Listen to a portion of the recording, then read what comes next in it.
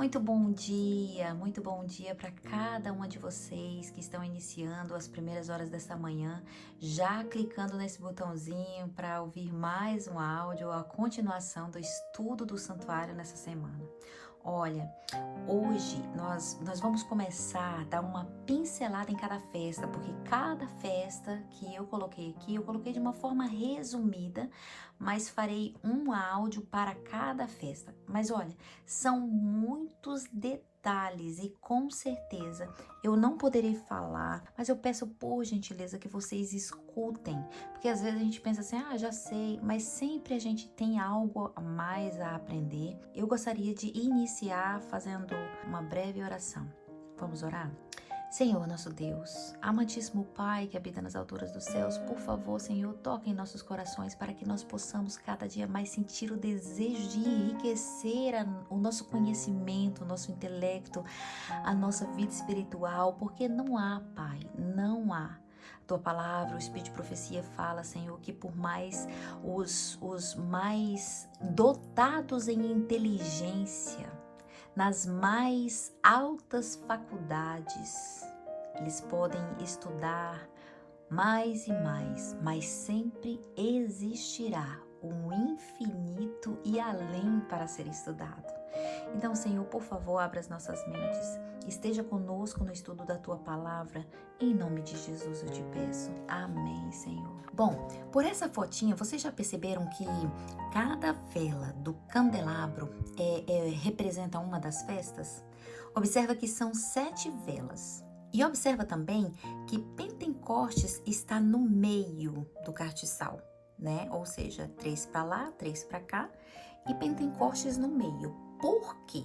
É porque uma parte dessa festa já se cumpriu e a outra vai se cumprir agora, no nosso tempo, na segunda vinda de Cristo. E olha, a palavra Páscoa, ela significa Pessah, que significa passagem, saída. Lembra bem, hein? Grava bem essas palavras, tá bom? Saída, tá?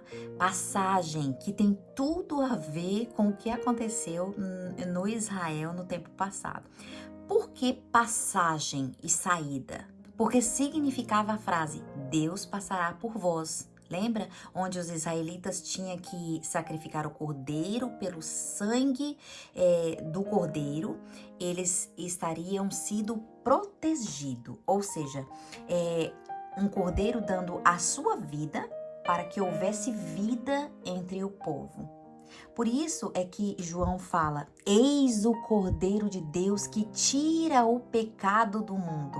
Olha para você ver a didática de Deus, né? Isso aí a gente já viu, provavelmente vocês já devem estar falando, Deus, passa para frente que essa parte a gente já sabe. Aí a gente vê que João apontava, quando ele falava isso, ele apontava para a Páscoa do passado. Porque Isaías também fala que ele foi entregue como um cordeiro mudo. Ou seja, Isaías linka com a Páscoa, né? Isaías já lá no passado, tá bom? E Isaías também fala que Deus, ele derramou seu sangue, a sua alma, por expiação do pecado. E o mais interessante é que nessa festa, Deus, ele revela coisas futuras, né? Tanto que a Bíblia diz que ele tinha que ser comemorado no 14º dia, ou seja, no 14 dia, eu não sei se quando fala 14º ou no 14 dia, mas lá em Levítico 23 fala sobre isso, né? Eu costumo falar 14º dia, né? Ou seja, do 14º para o 15, o povo ia comer os pães asmos, pães sem fermentos, né? Os pães asmos, e celebrar a ceia, chamado Pessah, né? Eu tenho medo de estar pronunciando errado, Pessah. E isso apontava para a saída do Egito, porque naquela noite Deus passou ali pelo Egito, Deus viu as portas que estavam marcadas pelo sangue do cordeiro e todas essas pessoas foram salvas.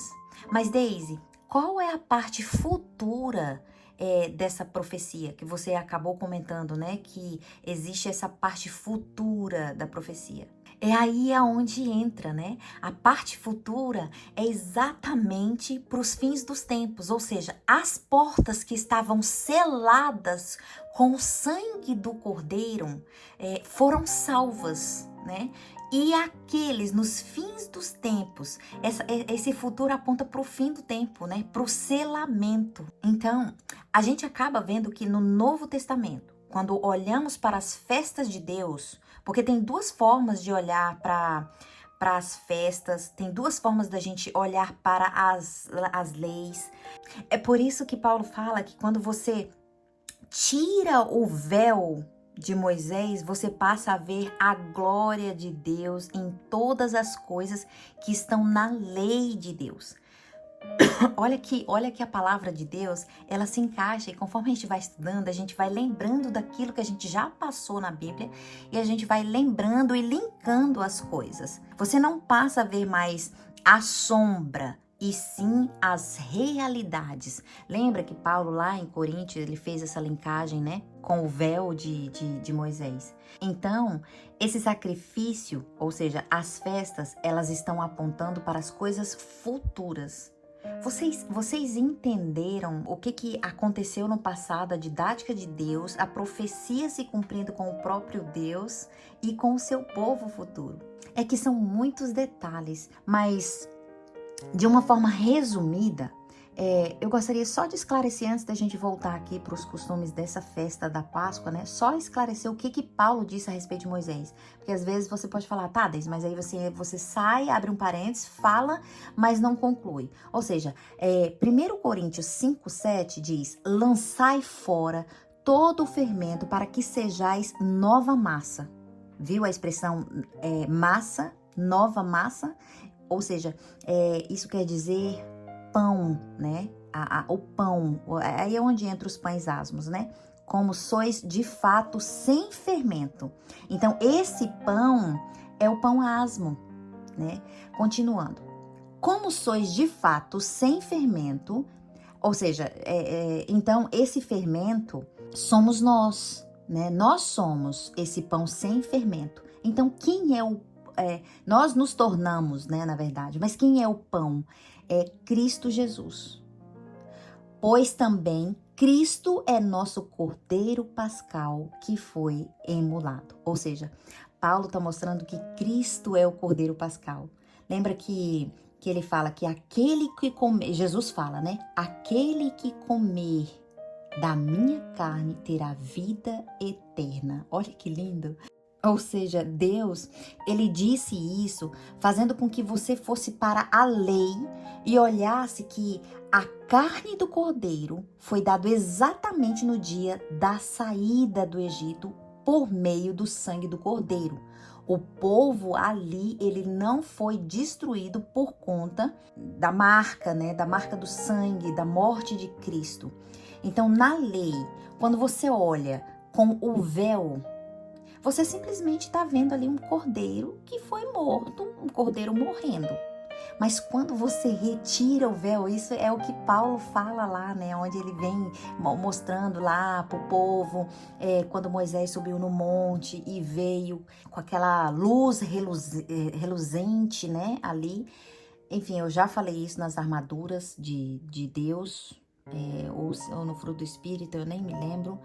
Mas você vê apenas ali, quando você lê superficialmente, você vê a morte de um cordeiro. Mas quando você retira o véu, você passa a olhar para a glória da lei, que é essa face de Moisés, sendo tirado o véu. Ou seja, você retira o véu, você desembota, você estuda, você esmiuça, né? Porque é o que Paulo fala, o povo está com a mente embotada, o povo não enxerga, o povo não estuda, o povo não pesquisa, o povo não esmiuça. E aí você passa a ver os milagres, você passa a ver a essência da coisa. Aí você vê que aquele cordeiro apontava para Cristo, porque é isso que Apocalipse fala, né? Você vê que você vê o cordeiro que foi morto e ressuscitou. Olha, são muitos detalhes. Mas voltando, Nós sabemos que a Páscoa, ela só existe até que o Cordeiro viesse, certo? É por isso que hoje, nós como cristãos, a gente não comemora a Páscoa. Ela era comemorada até a morte de Cristo. Cristo já veio, já morreu, né? Agora, lá em Êxodo 12, de 1 a 3, acompanhe comigo. E diz assim, ó: E falou o Senhor a Moisés e a Arão na terra do Egito, dizendo: Esse mês vos será o princípio dos meses. Ou seja, ele quis dizer o primeiro mês, né? Esse será o primeiro mês do ano. Falai toda a congregação de Israel, dizendo: ao dia 10, né, ao 10º desse mês, tomai para si um cordeiro, segundo a casa dos pais, um cordeiro para cada família. Gente, essa parte eu acho linda, meu Deus, porque tem hora que a gente não capta e fala assim: meu pai do céu, olha para você ver, Deus usa certos dias e as coisas lá mais na frente acontecem exatamente como no tempo passado. Calma que vocês vão entender, tá? Só gravam isso, tá? No dia 10 desse mês, tomai para si um cordeiro segundo a casa dos pais. Um cordeiro para cada família, ou seja, cada família pegava um cordeiro no dia 10 e já se preparando para comer o cordeiro, né? Com as suas portas marcadas ali, e para matar o cordeiro e comer com os pães sem fermento, tá? E por que no dia 10? Porque era no dia 10, esse povo pegava o cordeiro no dia 10. Esse cordeiro ficava ali no cercadinho de cada casa, de cada família, na casa, até o dia 14º, ou seja, 4 dias depois, tá? E quando ele fosse morrer, ele não... por que 4 dias depois que tinha que matar o cordeiro? Porque quando ele fosse morrer, esse cordeiro ele não podia ter fezes. Daí, a família, ela começava a cuidar desse cordeiro, ele começava a gostar do cordeiro, a pegar amor pelo cordeiro, a amar esse cordeirinho. E na hora da sua morte, as crianças acabavam pedindo, né? Por favor, pai, não mata esse cordeiro, mata outro, né? Só que não podia ser trocado. Esse cordeiro não podia ser trocado, não podia ser substituído. Era aquele mesmo.